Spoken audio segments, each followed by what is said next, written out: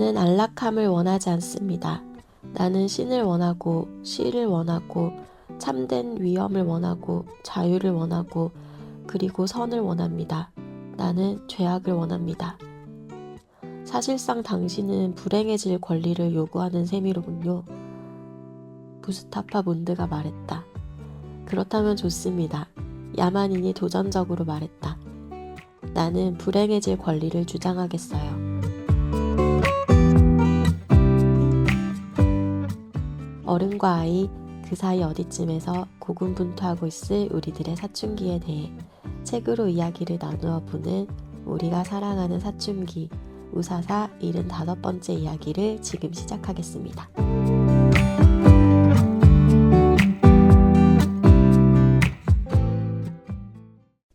네, 안녕하세요. 우사사 75회 저는 얌얌입니다.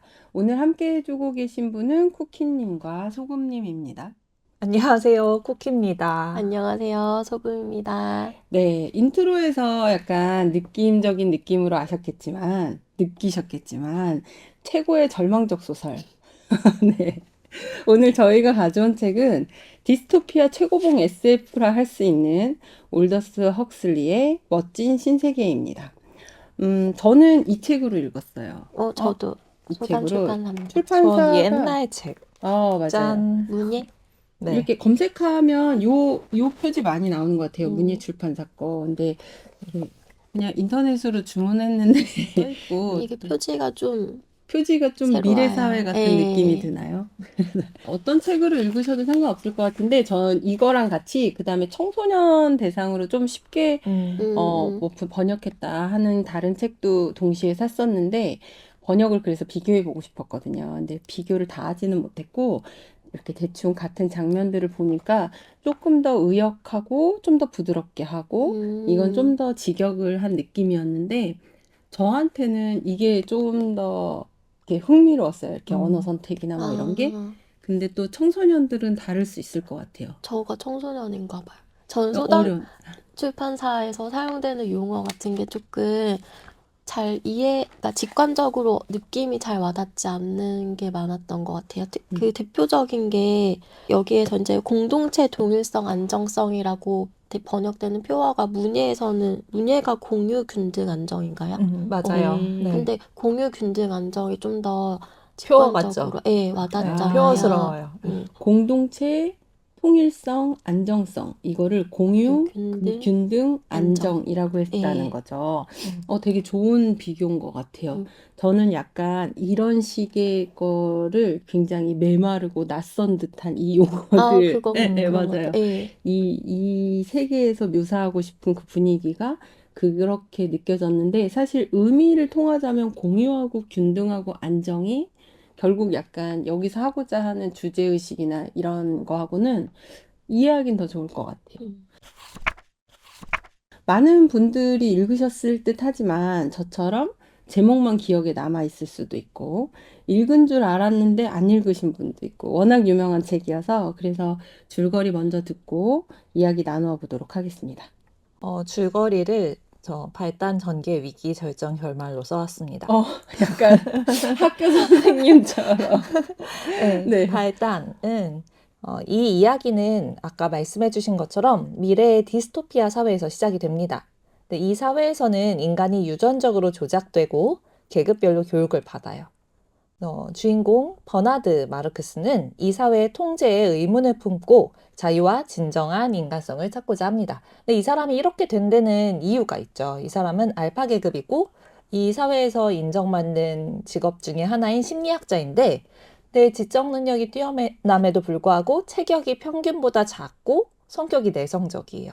근데 보통 이 사회에서는 다 갖춘 사람들이 있기 때문에 지적이면은 체격도 좋고 막 이래야 되잖아요. 근데 자기는 그렇지 않아서 사회 자체에 회의적인 시각을 가지게 되었고 자유를 갈망하게 됩니다. 이 사람이 최근에 이제 연애를 한 여자가 있죠. 연애라고 해야 돼요? 이런 것도? 이 에서의 사회에서는 연애. 그쵸. 사랑은 없는 것 같지만 연애는 있는 약간 이런 느낌의 사회인 것 같아요. 근데 육체적 관계는 있지만 정서적 교감은 좀 없는. 떨어지는 것 같은 우리가 맞아요. 생각할 때. 네. 용어를 말해도 돼요? 돼요. 원나잇. 원나잇. 근데 원나잇인지 투나잇인지 쓰리나잇인지 모르고. 그것도 자유로운. 네, 그것조차 네. 자유로운. 그 여자의 이름은 레니나. 레니나. 네, 레니나하고 같이 야마닌 보호구역을 방문하기로 했는데요. 왜냐하면 레니나가 거기 가고 싶어 했고, 또 버나드는 거기에 갈 수 있는 그 자격을 가지고 있었어요. 심리학자로서. 그래서 거기에 같이 가게 돼요.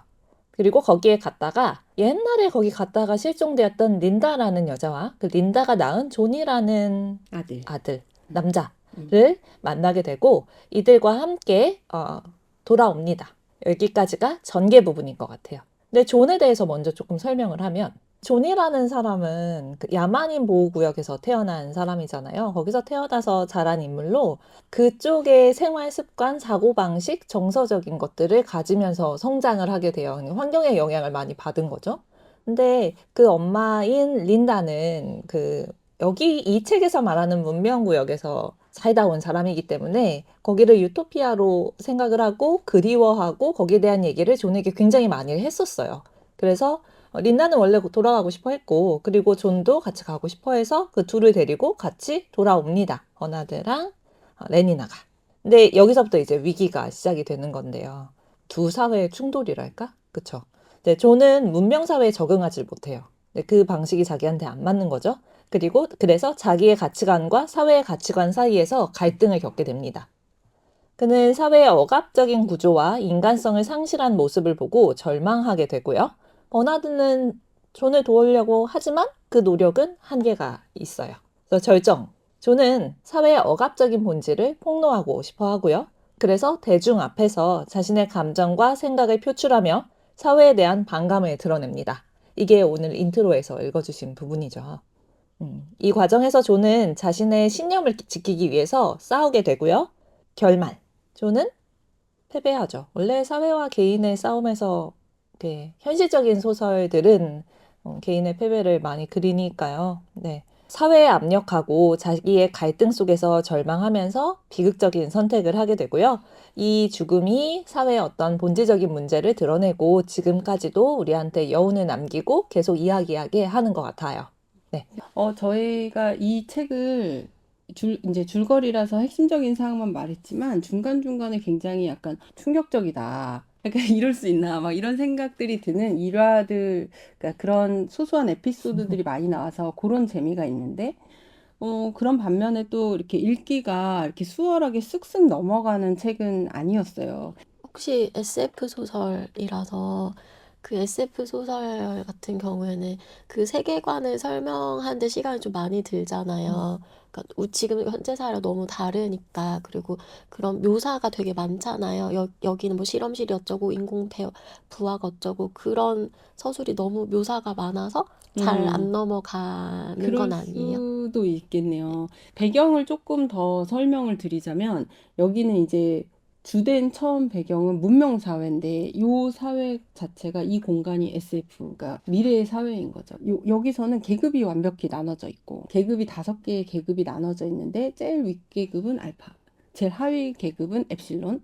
그래서 하위 계급은 하위 계급대로 이제 노동의 일을 주로 맡는데 뭐 나중에 또 이야기가 나오겠지만 그들은 별로 불평하지 않아요.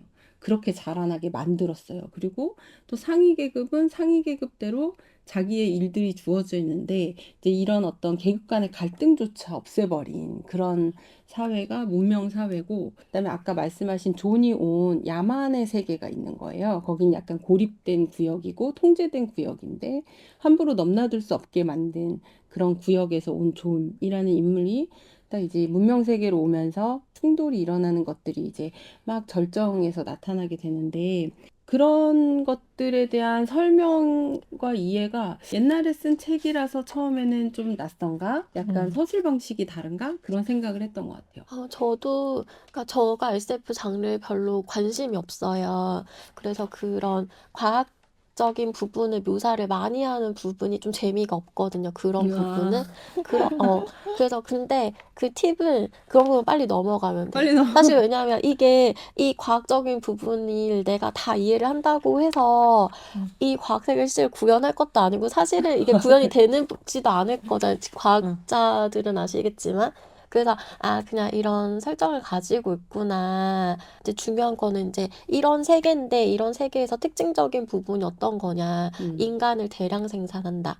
특히 그 태아 단계에서 조작을 가해서 태어날 때부터 하층 계급의 일을 선호하게 만드는 사회다. 이제 그런 핵심적인 포인트만 잡고 넘어가도 쉽게 읽을 수 있지 않나. 근데 지금 우리는 다 너무 문과라서 이게 SF적인 부분이 이해하기 어려우면 넘어가면 된다 하지만 요것만 파는 분도 계시더라고요. 이게 과학적으로 어떤 부분이 말이 되고 말이 되지 않고 뭐 실현 가능하고 실현 가능하지 않은지 뭐 이렇게 해서 요 책에서 과학적으로 나온 그 부분만 파는 분도 계시는 것 같아요. 그것도 저도 너무 재밌을 것 봤어요. 같아요. 근데 예. 그냥 가볍게 봤는데 이 사람이 생물학을 업으로 삼는 가문에서 태어난 올더스 헉슬리 네. 작가가 과학자 아버지도 집안에서 그쵸. 집안이, 나왔던 네, 거죠. 형인가 동생인가 약간 하여튼 집안이 그렇대요. 네, 그 영향을 많이 준 거죠. 네. 네. 그래서 이제 그것들의 실현 가능성이나 이런 것들을 그걸 주된 리뷰로 하는 컨텐츠도 뭐 찾아보시면 재밌을 것 같아요. 네. 저희 이제 본격적으로 책 얘기를 들어가 보면은 이 책을 읽고 나면은 유토피아하고 디스토피아가 뭘까 우선 키워드가 읽고 나면 딱 그 생각이 들죠. 우리가 생각하는 이 안에서도 여기 통제자라고 나오는 사람이 있고 이제 지배계급이 있는 거예요. 그럼 그 지배계급이 자신들은 유토피아를 만들고 싶었던 거죠. 고통도 없고 불안도 없고 불안정도 없고 그다음에 뭐 싸움도 없고 사랑을 하는 것도 누군가를 소유하는 것으로부터 시작되는 모든 분쟁을 없애기 위해서 사람도 다 공유해요. 그렇게 어려서부터 계속 세뇌를 시키고 그다음에 가족도 만들지 않아요. 모든 분쟁을 없애기 위해서. 그래서 엄마나 아버지라는 개념은 굉장히 음담패설과도 같은 느낌으로 애들을 세뇌시켰기 때문에 그래서 여기서는 어떤 개인 소유의 개념도 없는 거예요. 되게 신개념 모두 공유 체제. 근데 이게 아예 없었던 상상은 음. 아니고 제가 알기로는 그 스탈린이 그 소비에트를 이렇게 구성할 때 처음에 그쵸. 네, 학연, 지연, 혈연을 없애기 위해서 이렇게 막 강제 이주 막 시키고 막 근데 가족도 그쵸. 와해시키고 근데 결국에는 공산주의도 계급을 만들고 사회주의 사상에서는 공유의 개념이었지만 공산주의에서 결국에는 계급 체제가 다 생겨난 결국에 거잖아요. 책임을 누가 질 것인가의 문제를 얘기하다 보면은 책임자라는 게 생길 수밖에 없고 그게 지도 이제 계급이 생기고 계급이 될 수밖에 없는 그래서 거. 여기서도 결국 알파, 베타, 감마, 델타, 엡실론 계급이 있는데 이 계급에 대해서 그러면 불만을 갖지 않겠느냐라고 생각할 수 있지만 그거조차도 다 없애는 거죠. 어려서부터. 왜냐면 엡실론 계급에서는 태어나서 이제 노동 일을 하거든요, 몸으로. 근데 그게 얼마나 축복인가로 계속 세뇌가 되고 책이나 꽃이나 아름다움은 굉장히 피해야 될 것. 내가 저렇게 힘든 책 보는 일을 해야 되다니. 나는 몸으로 움직이는 게 더 좋아. 태어난 후에 그렇게 세뇌 교육도 하지만 그 태어나기 중요한 거는 태아 단계에서 열등하게 태어나도록 조작을 그쵸. 하잖아요. 산소 그러니까 공급을 적게 하거나. 산소를 적게 하거나 해서 그러니까 이성의 지능을 하급 노동을 수행할 수 있을 정도의 지능까지만 발달하게 해서 엡실론이 태어나기 때문에 이 사람들은 애초에 사실은 이게 뭐 부당하다거나 부조리하다고 그런 생각을 사고할 할 만한 능력도 지능도 없게. 없게 태어나는 게 되게 이 세계의 잔인한 굉장히 포인트가 아닌가. 과학적인. 예.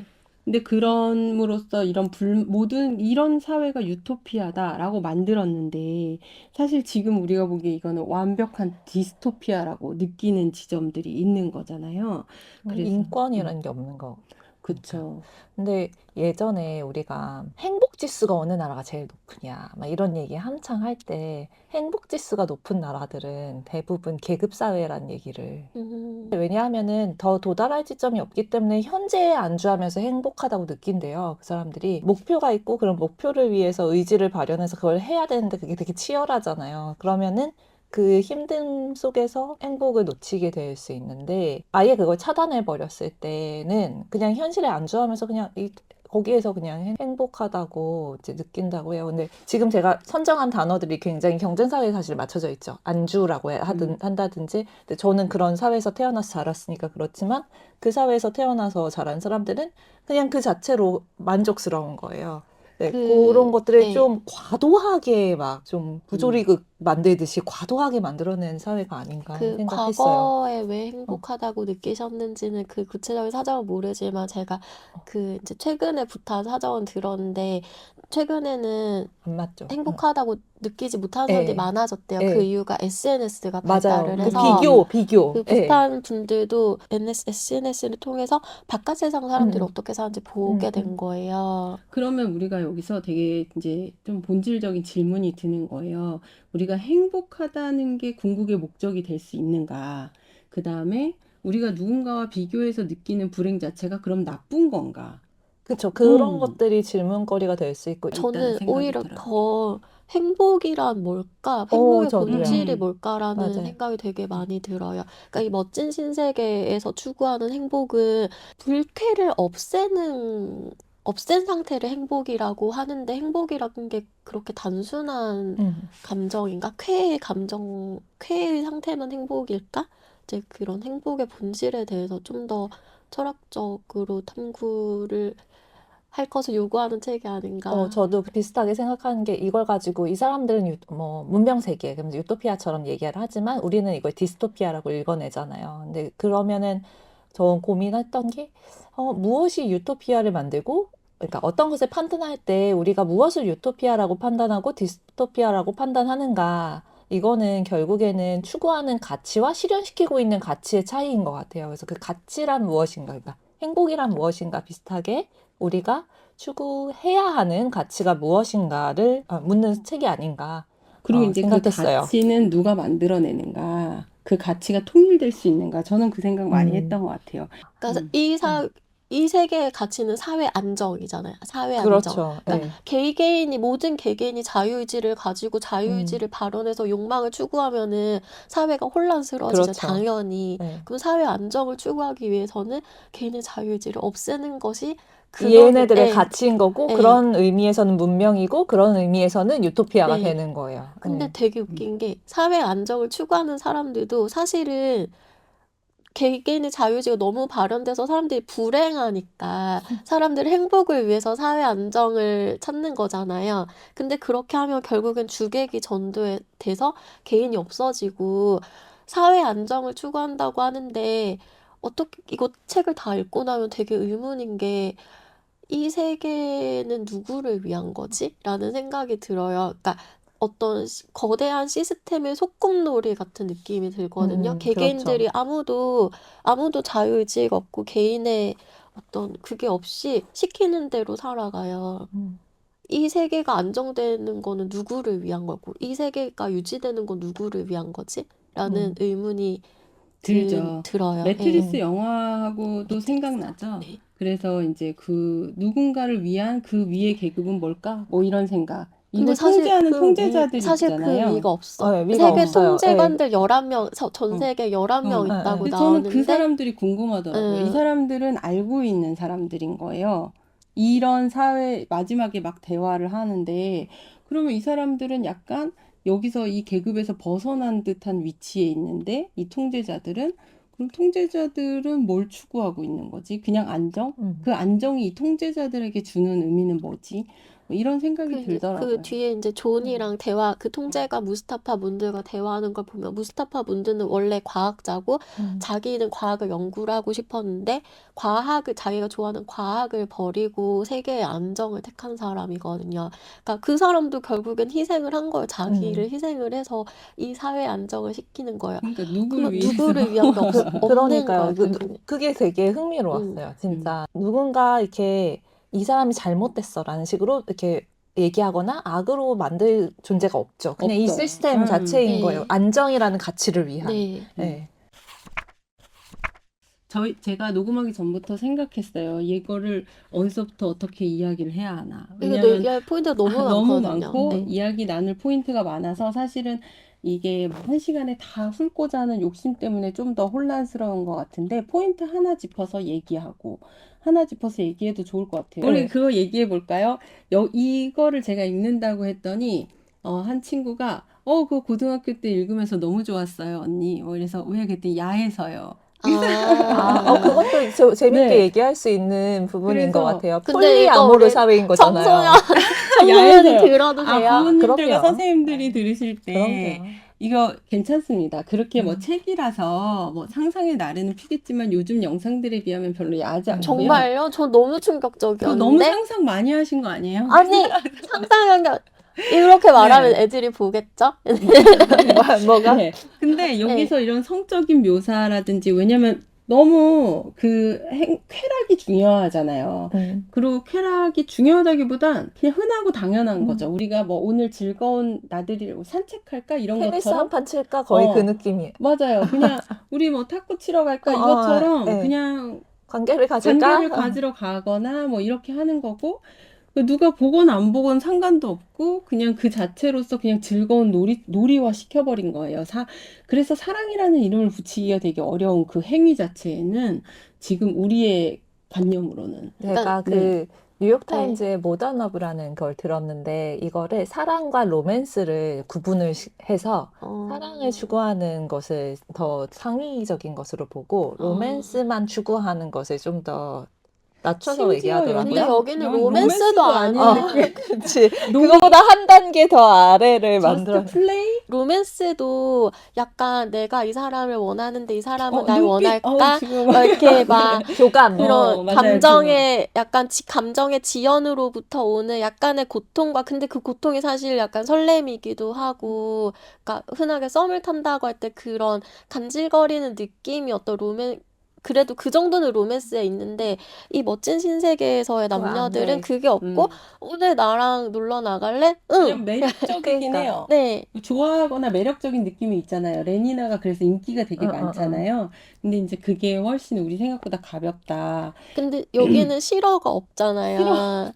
그러니까 유일하게 실어를 받는 사람이 주인공 버나드인 거잖아요. 실어를 받는 예, 사람. 그러니까 버나드는 보통 알파 계급과는 다르게 외모가 모자라서. 이거 좀 맥락이 안 맞지만 예. 그 외모지상주의는 없애지 못했네요. 그러니까 저도 그것도 생각했어요. 왜 외모를 이렇게 중시할까? 아무튼 근데 버나드만 알파 계급에서 유일하게 그 자유연애 놀이에 선택받지 못하는 면서 그러니까 혼자라는 느낌을 갖게 되고 근데 회의감을 가지게 되고 그런 열등감도 당연히 너무너무 가지지만 근데 이것이 오히려 이 버나드라는 사람의 개인의 고유한 특성을 만들어주고 자기가 이 세계로부터 떨어져 나와서 혼자라는 인식 내가 자유의지를 가진 개인이라는 인식을 가지게 해주는 다는 면에서 이 문명 세계에서는 고통을 죄악시하지만 오히려 버나드에게는 고통이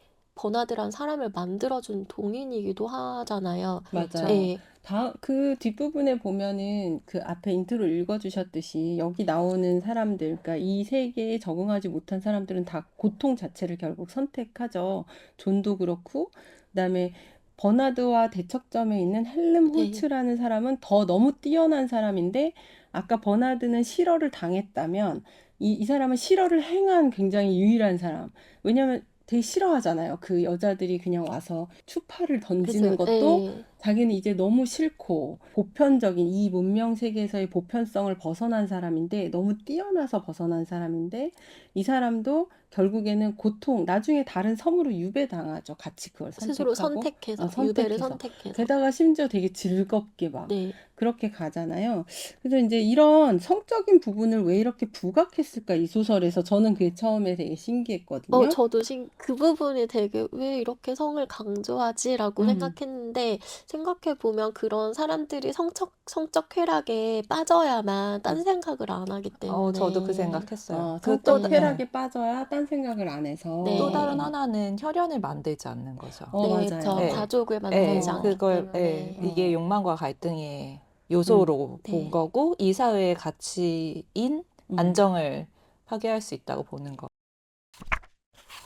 여기서 이제 욕구 문제를 조금 깊이 들어갈 수 있을 것 같아요. 아까 말씀하셨듯이 뭔가 불만이나 벗어난 것이 자기 자신을 만들어 나간다고 했잖아요. 그리고 또 외모지상주의는 왜 없애지 못했을까 그러셨잖아요.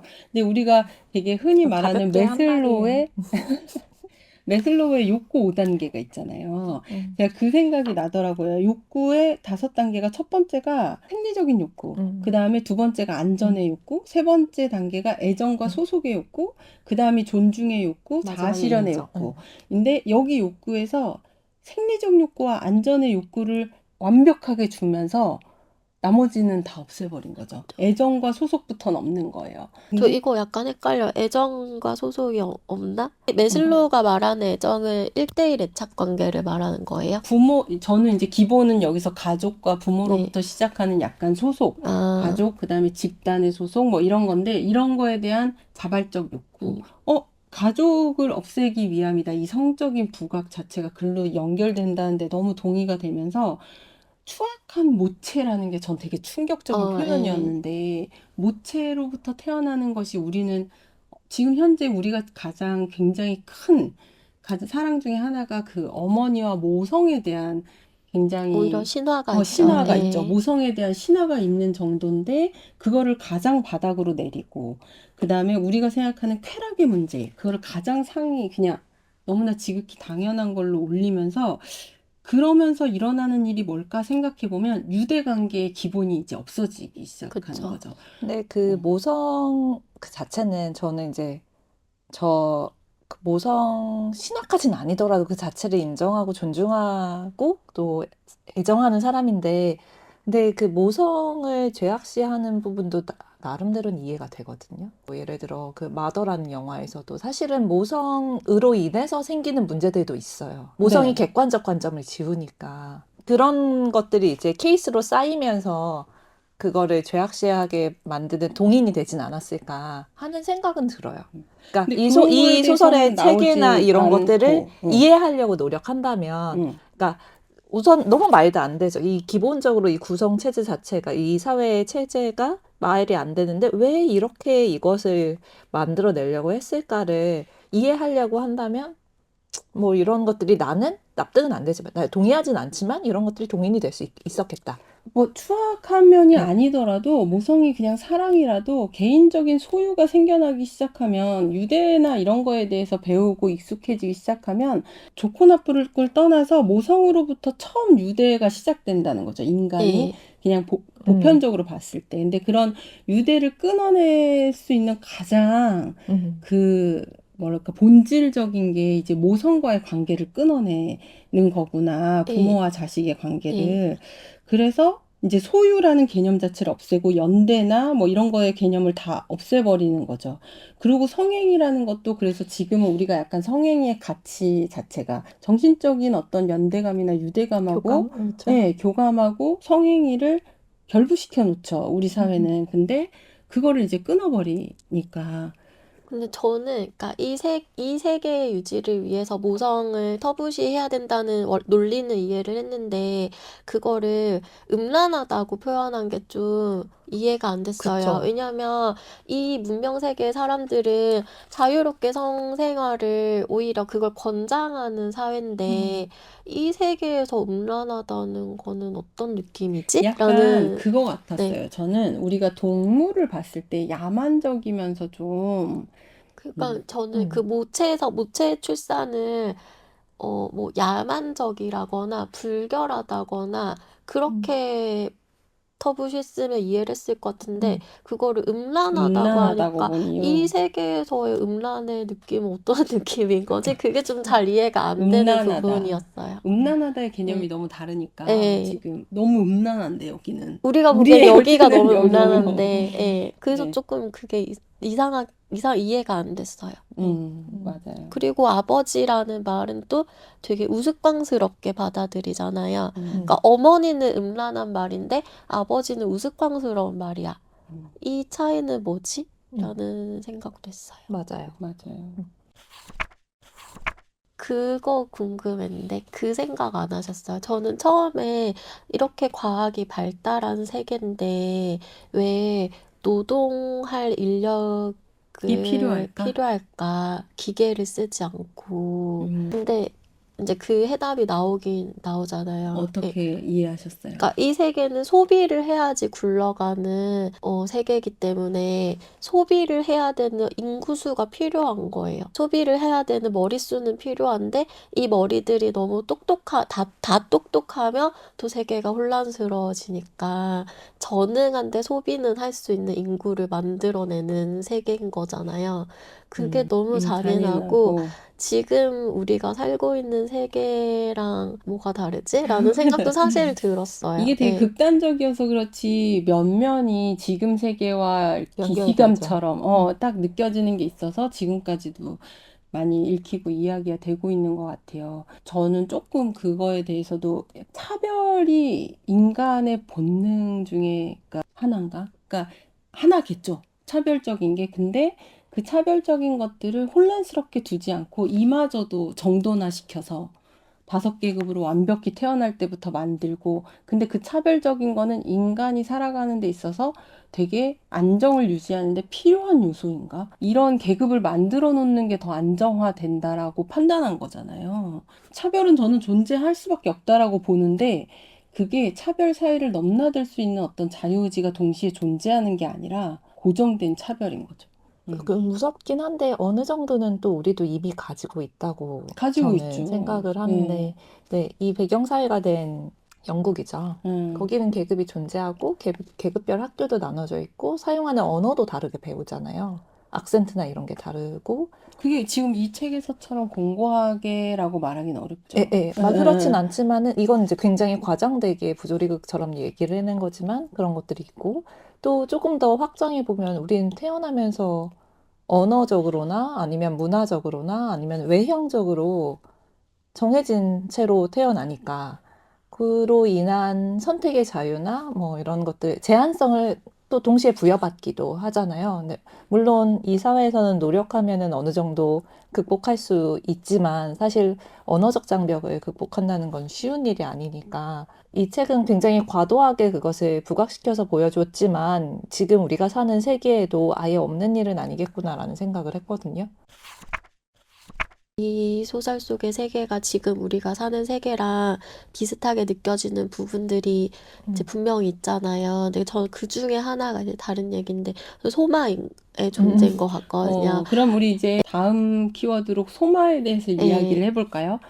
소마라는 게 있어요. 굉장히 충격적으로 다가오는 약물. 먼저 설명을 좀 드리자면 신경안정제와 비슷한 건데 신경안정제를 넘어서 되게 행복감을 느끼게 해주는 마약이죠. 마약과도 예. 같은. 근데 지금 우리 사회에 있는 마약은 그 부작용이 바로바로 나타난다면 이 소마는 부작용이 없진 않아요. 하지만 바로바로 나타나지 않고 예를 들어 죽을 때 확 죽어버린다든지 한 방에 어느 순간 다 소진돼서 죽어버린다든지 이런 부작용이 나타나는데 부작용인가 싶네요.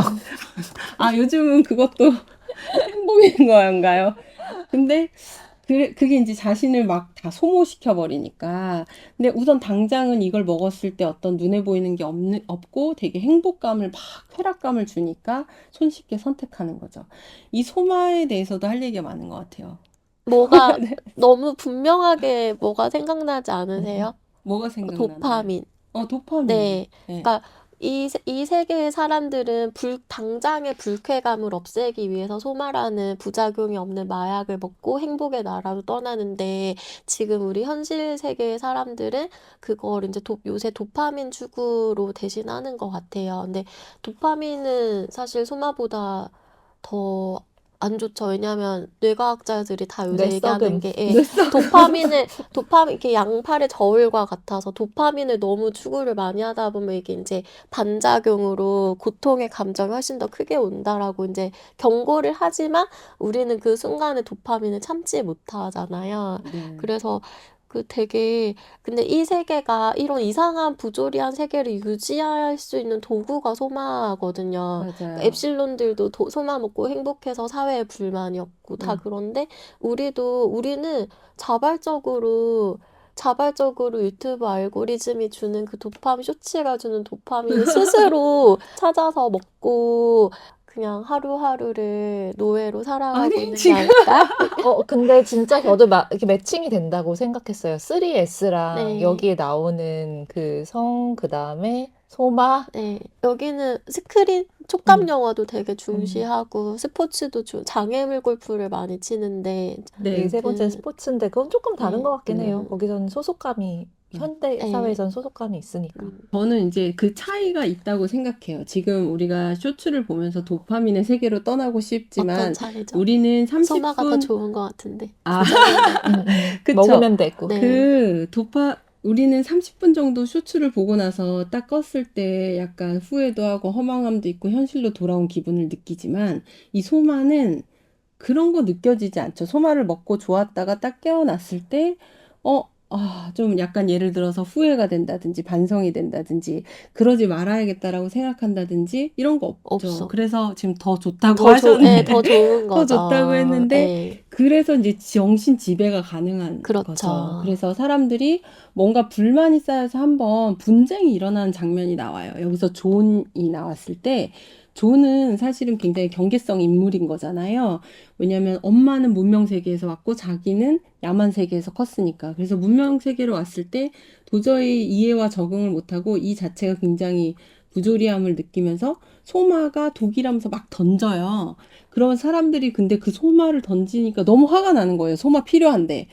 막 뺏어가니까. 그래서 난리가 났을 때, 폭력 사태가 네, 폭력 일어났죠. 사태가 네. 일어났을 때, 그 정말 무슨 그 농약 살포하듯이 딱 나타나서 소마를 공기 중에 살포하죠. 모든 사람들이 심지어 존조차도 뭔가 행복감에 눈물 겨울 정도가 되게 만들어버리는 그런 상태가 되니까 정말 엄청나게 강력한 통제 도구인 것 같아요. 이런 게 만약에 있다면 손 대시겠습니까? 손 대시겠습니까? 부작용이 없는데. 근데 이 사람들이 자유의지로 손을 댔을까요? 자발적으로 이거를 시작했을까요? 이 사람들은 애초에 자유의지가 없어요. 그렇죠. 네. 그러니까 이거는 주어진 거잖아요. 소마라는 것이 태어나서부터. 저는 그래서 이미 중독된 상태로 태어났다. 내가 선택하고 말고의 문제가 아니다.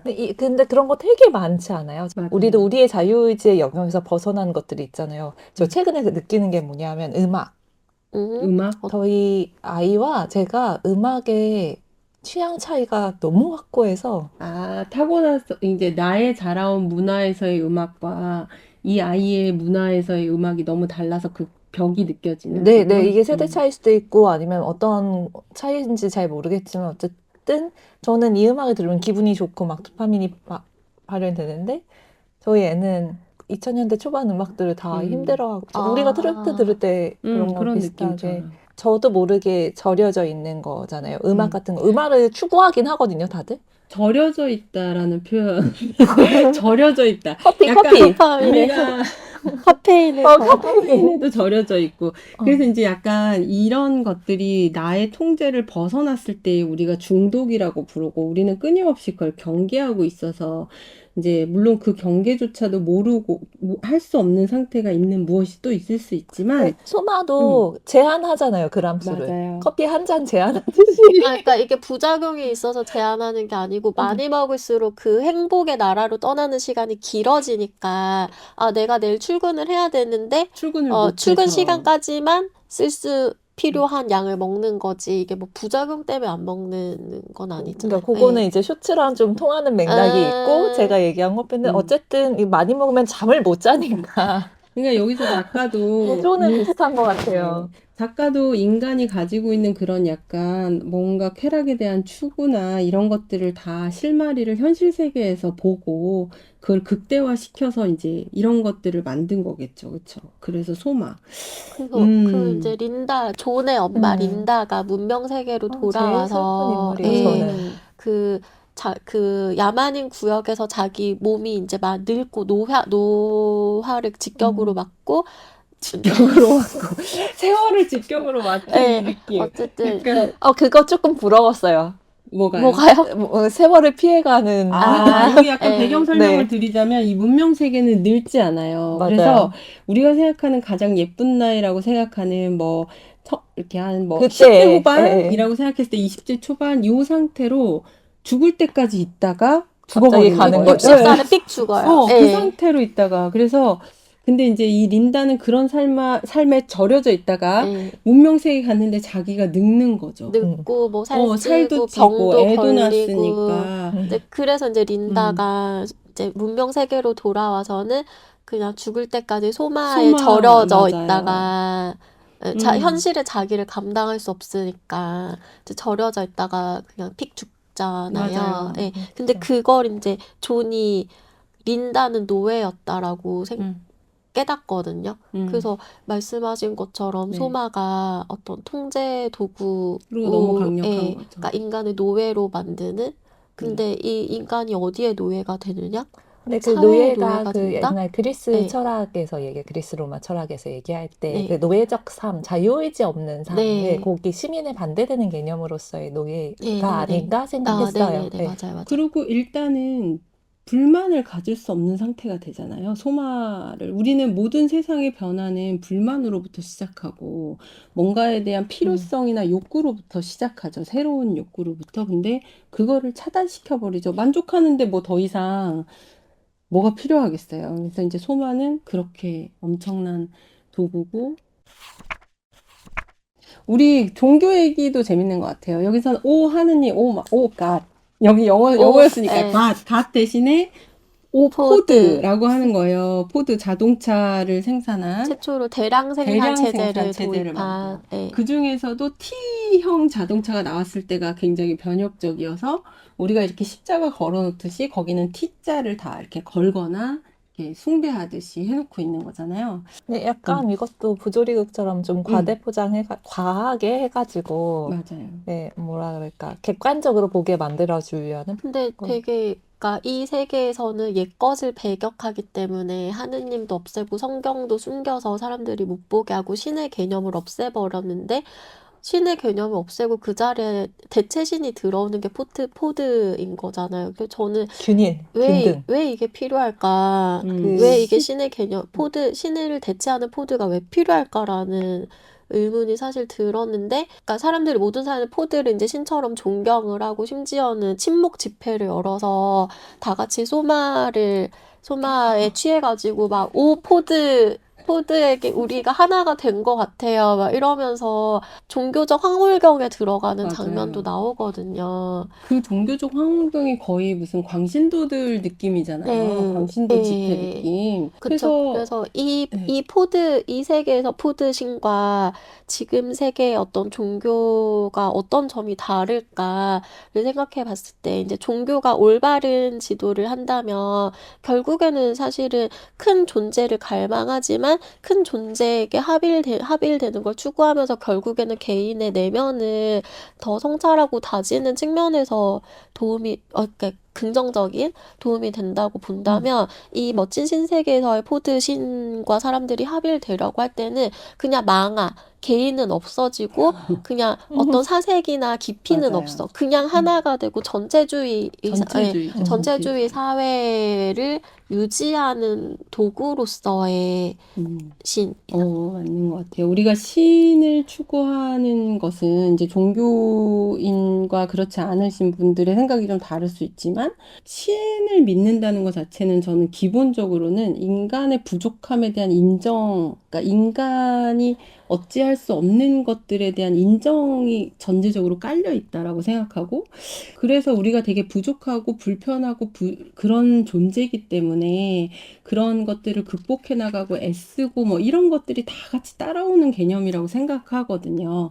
근데 그로 인해서 약간 말씀하신 대로 약간 진리를 찾아가고 싶어 하고 좀 더 큰 뭔가 선과 그런 것들을 찾아가고 싶어 하는 그런 인간의 욕구와 욕망, 그런 거로 다 연계가 된다고 생각해요. 신이라는 존재가. 근데 여기서는 그런 걸 없애버린 거죠. 그런 걸 없애버리고 말씀하신 대로 전체주의적인 광신도적인 측면, 그냥 우리는 하나야, 개인은 존재하지 않아. 그냥 그렇게 나가는 거, 그렇게 보여주는 거네요.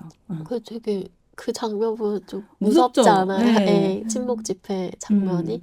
우리가 그 종교를 이야기를 할 때는 종교적 가르침에 대해서 얘기를 하고, 우리가 조금 고민이 있거나 아니면은 무엇을 어떻게 해야 할지 방향성을 잃었다고 생각을 할 때 그런 것들을 키워드를 삼아서 어떻게 행동해야 할 것인가에 대한 안내를 받잖아요. 그렇기 때문에 말씀하신 것처럼 종교라는 건 인간의 한계를 전제로 한 부분이 분명히 있는 것 같아요.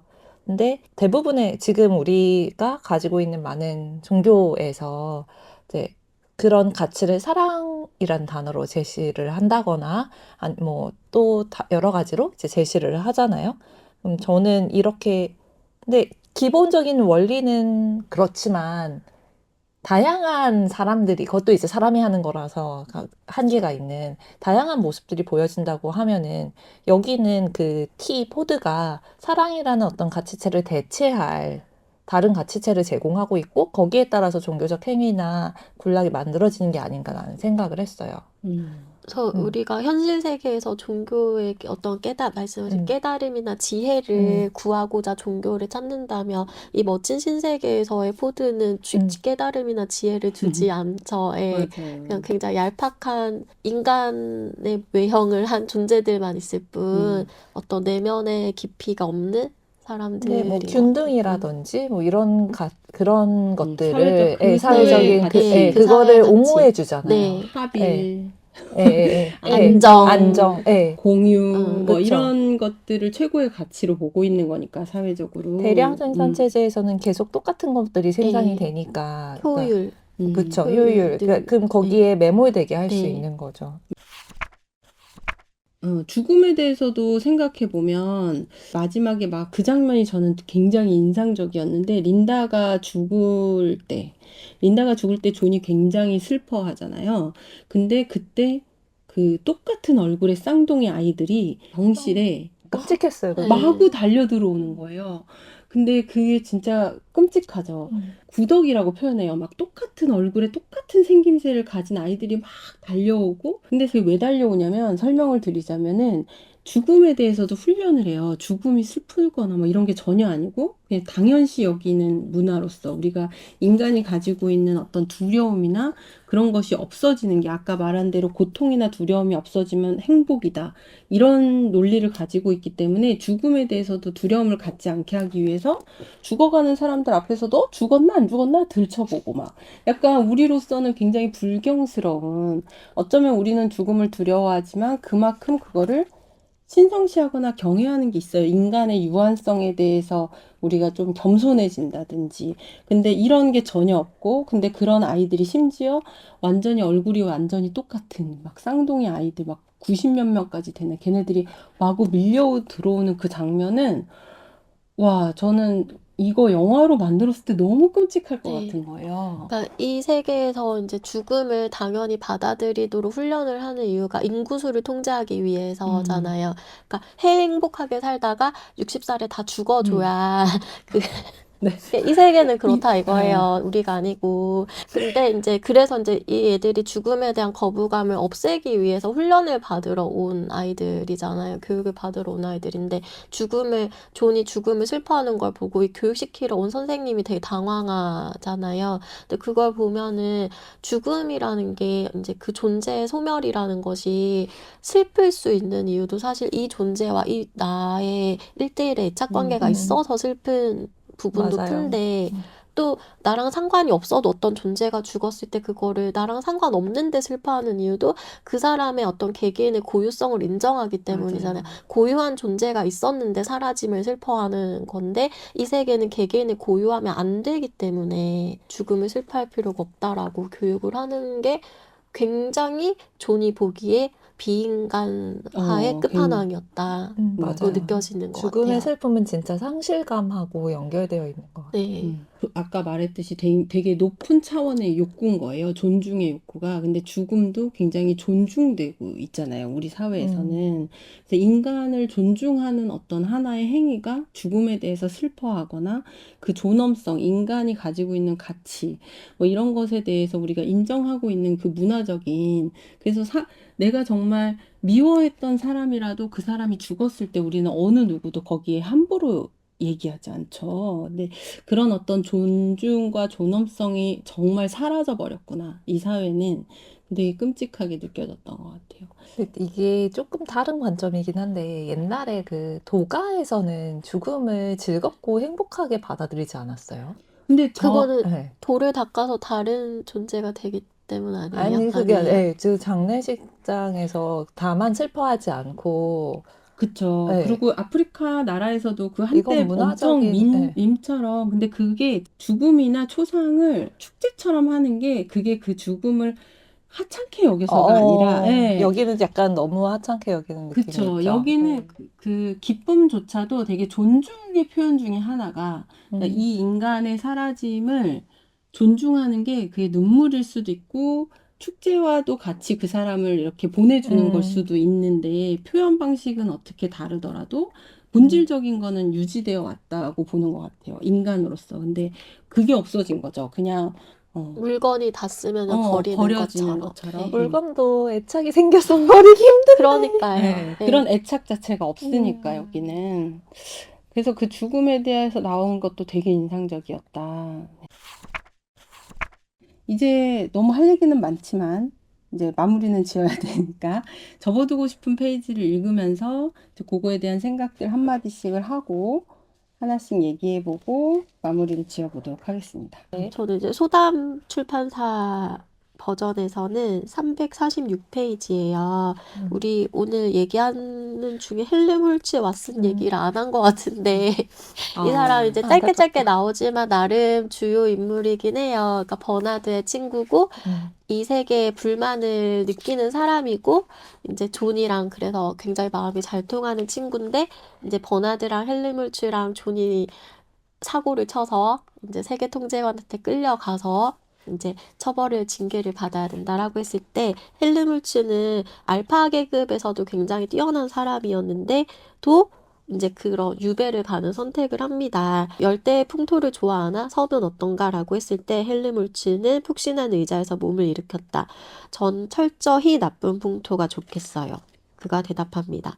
저는 기후가 나빠야 글을 더 잘 쓰게 된다고 생각합니다. 예를 들어 바람과 폭풍이 심하면 이라고 하는데 저는 이 선택이 자유의지를 가진 개인이 할 수 있는 제일 멋진 선택이라는 느낌을 받았어요.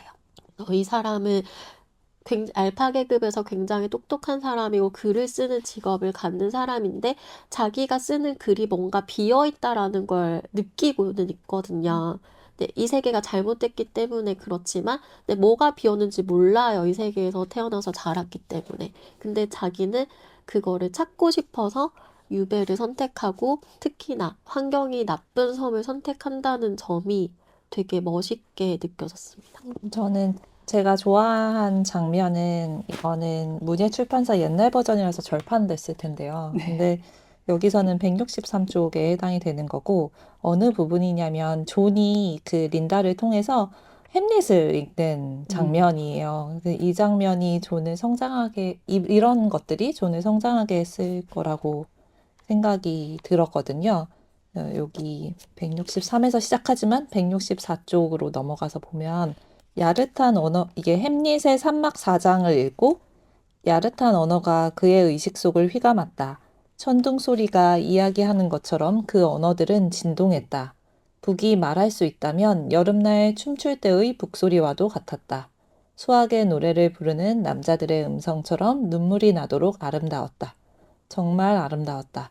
라고 하면서 이제 이런 단어나 아니면 인간의 감정, 자기는 포패를 점점 더 증오하는 것 같았는데 그게 증오라고 할 수 있는지 뭐 이런 것들에 대해서 생각하게 돼요. 이 장면이 전 참 좋았어요. 저도 네. 여기 좋아서 저도 표시해놨었거든요. 번역 좀 다른데 읽어볼까요? 네, 좋아요. 여기 그러니까 소담판에서 이렇게 나와요. 이상한 어휘들이 그의 머릿속을 헤집고 굴러다니며 말을 하는 천둥처럼 우르릉거렸다. 만일 북이 말을 한다면 여름춤을 출 때의 북소리가 바로 그런 얘기를 했을 것이다. 아름답고도 아름다워서 눈물을 흘리게 만드는 수학의 노래를 부르는 남자들. 조각된 막대기들이나 뭐 이렇게 맞아요. 이어지는데 딱 그게 완전 다른데요? 네. 느낌이 번역이 많이 달라요. 다르죠. 네, 완전 다르죠. 네. 근데 저도 여기가 좋았어요. 그러니까 네. 우리가 예술을 인간다움을 네, 이 안에서. 예술이 우리에게 줄 수 있는 아름다움을 그러니까요. 이렇게 표현하는구나. 네. 저희가 이렇게 뭐 아까 쿠키님이 이미 우리도 뭔가에 절여져 있고 그런 거 아닐까라고 억눌려 있지 억눌려 있지 않을까. 않을까 그럼에도 불구하고 그런 반성적 사고를 하고 있다는 것 자체가 주는 위안도 있고 또 한편으로는 본능적으로 우리가 이런 아름다움을 추구하는 거 이거는 사실은 저희가 이렇게 뭐 아이들을 볼 때도 느끼지 않나요? 제가 주지 않아도 아름다움을 느끼는 그런 능력들을 가르치지 않아도 사회에서 학습되지 않아도 뭔가 아름다운 것에 대한 것, 선한 것에 대한 것, 물론 악에 대한 것도 가지고 있지만 그런 어떤 본능들이 인간이 가지고 있는 굉장히 인간다움 중에 하나인 것 같아요. 그래서 지금 말씀하신 그 부분도 되게 좋았고 이 존의 굉장히 큰 특징 중에 하나가 계속 그 옛날 고전 작품을 인용하고 얘기해요. 그러면서 자기 자신이 흔들리는 걸 방지하거든요. 그러니까 자기도 이 문명 세계의 그거에 굉장히 회유당할 뻔도 하고 말이 하지만 그 중심을 잡아주는 게 제가 보기에는 그 오래된 고전들이었던 것 같아요. 그래서 우리가 이렇게 추구해왔던 어떤 가치, 뭔가 존엄성이나 이런 것에 대해서 내가 붙잡고 있는 중심이 되는 건 뭐지? 뭐 이런 생각도 했던 것 같아요. 존의 이런 모습들을 보면서. 저는 뭐 이렇게 막 엄청 긴 걸 읽을 건 아니고요. 소담의 345쪽에 이러한 사회적 안정이라는 것을 정말 엄청난 사회적 가치로 이 사회가 가지고 있게 된 게 사실은 배경이 아주 짧지만 나와요. 9년 전쟁이라 그래가지고 정말 모든 세상이 피폐화될 만큼 전쟁을 지속했던 거죠. 9년 동안 전 세계가. 그때 사람들의 상태거든요. 그래서 그때부터 과학이 처음으로 통제를 받기 시작했지. 그때는 사람들이 식욕까지도 통제를 받을 각오가 되어 있었으니까. 조용한 삶을 위해서라면 무엇이라도 좋다는 시기였어. 우리들은 그 후부터 통제를 계속해왔어. 물론 그것은 진실을 위해서는 별로 좋은 일이 아니었지. 하지만 행복을 위해서는 아주 좋은 일이었어. 인간은 무엇인가를 얻으려면 필연적으로 대가를 치러야 해. 라는 부분이었어요. 그래서 이게 굉장히 인상 깊었는데 이 부분이 우리 현실을 되게 역설적으로 말하고 있다라는 생각이 들었거든요. 그러니까 우리가 생각하는 행복이 뭔지, 삶의 목적까지는 아니더라도 희망하거나 추구하는 바가 뭔지라고 생각했을 때 멋진 신세계에서 보여주는 그런 행복이 아니라면 독자 입장에서 적어도 불편함이나 불안이나 논쟁이나 협상, 배려나 인내 등에 들어가는 우리 에너지들을 이렇게 지치지 말고 충분히 기꺼이 꺼내 사용하고 너무 쉽고 빠르게 안정이라는 것과 타협해버리지 않아야 되겠다라는 되게 약간 경계하는 마음이 드는 부분이었거든요. 그래서 지금 우리 사회도 그런 사회이기를 바라보고요. 인간 존재의 가치와 존엄을 지켜나가기 위해 필연적으로 치러야 하는 대가가 무엇일까라고 생각해 보면서 우리 오늘 멋진 신세계 리뷰는 이것으로 마치도록 하겠습니다. 네, 고생하셨습니다. 감사합니다.